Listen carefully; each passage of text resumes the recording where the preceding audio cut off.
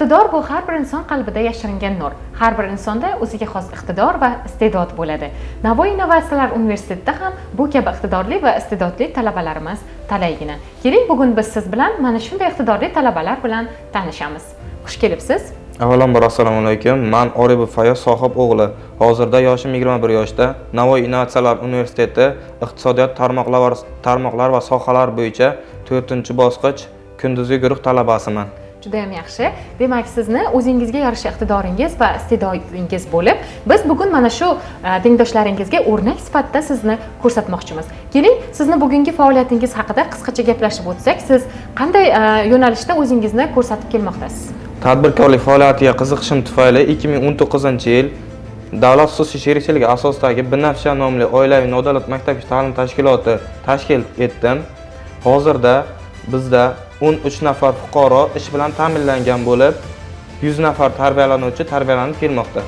Nodavlat bog'cha o'z veb sahifamiz mavjud bo'lib, bu sahifada biz o'sha davlat xususiy sherikchiligi asosida tashkil etilgan maktabgacha ta'lim tashkilotlarini moliyaviy qo'llab-quvvatlash, ularga ko'maklashish va to'liqligicha raqamlashtirish va real vaqt davomida monitoring qilish imkoni bor. Shunaqa. Demak, mana shu platforma orqali siz bemalol bu yo'nalishda faoliyat yurita olasiz. Xo'p, keling, yana bir savolimiz, nega aynan maktabgacha ta'lim muassasasini tashkil etishni tanlagansiz? Ya'ni o'sha sohangizni, tadbirkorlikni rivojlantirish uchun bir qancha sohalar mavjud, lekin siz aynan maktabgacha ta'lim tashkilotini tanlagansiz. Bunga asosiy biror sabab bormi yoki o'ziga xos biror jihati bormi? Yoshligimdan tadbirkorlikka qiziqishim tufayli onam bilan birgalikda 2019-yil shu maktabgacha ta'lim tashkilotini ochdik. Shu bilan bir qatorda siz Navoiy Innovatsiyalar universitetining iqtisodiyot ta'lim yo'nalishi talabasi ekansiz. Ya'ni bu sizga qanday yordam berib kelmoqda? Ya'ni bilamizki, o'sha tadbirkorlik sohasida moliyaviy mablag'larni to'g'ri yo'naltirish, ularni to'g'ri taqsimoti juda ham muhim rol o'ynaydi va sizni o'sha iqtisodiyot yo'nalishida o'qiyotganligingiz qanaqa sizga yordam berib kelmoqda? Shu bilan bir qatorda iqtisodiyot yo'nalishida o'qib kelayotganligim menga yaxshi foyda berdi. Bu yerdagi professor o'qituvchilarning sa'y-harakatlari tufayli men moliyaviy mablag'larni to'g'ri yo'naltirish va taqsimlashni o'rganib oldim. Tadbirkorlik sohasida yana savolimiz shundan iboratki, sizning kelajakdagi rejalaringiz qanday? Ya'ni bu tadbirkorlikni yanada rivojlantirish yoki boshqa bir ko'zlab qo'ygan maqsadlar bormi? Kelajakdagi maqsadlarimiz ulkan. Shu bilan bir qatorda hozirda shu bino qurilishi boshlangan. Demak, yangi bino qurilishi boshlangan, xudo xolasa amalda bor.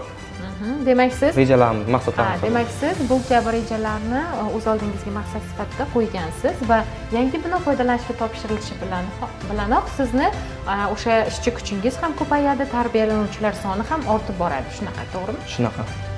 O'sha maktabgacha ta'lim muassasasida tarbiyalanayotgan o'sha yoshlarimizni tarbiyalanish jarayonida yana qanday mashg'ulotlar bor? Ya'ni ularni o'ziga xos o'sha sizning maktabgacha ta'limingizdagi o'ziga xoslik nimada?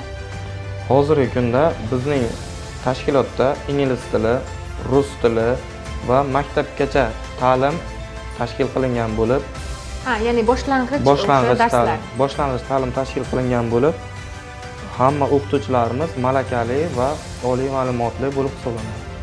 Juda ham yaxshi. Dars mashg'ulotlari tashkil qilingan. Shuni boshlang'ich. Juda ham yaxshi.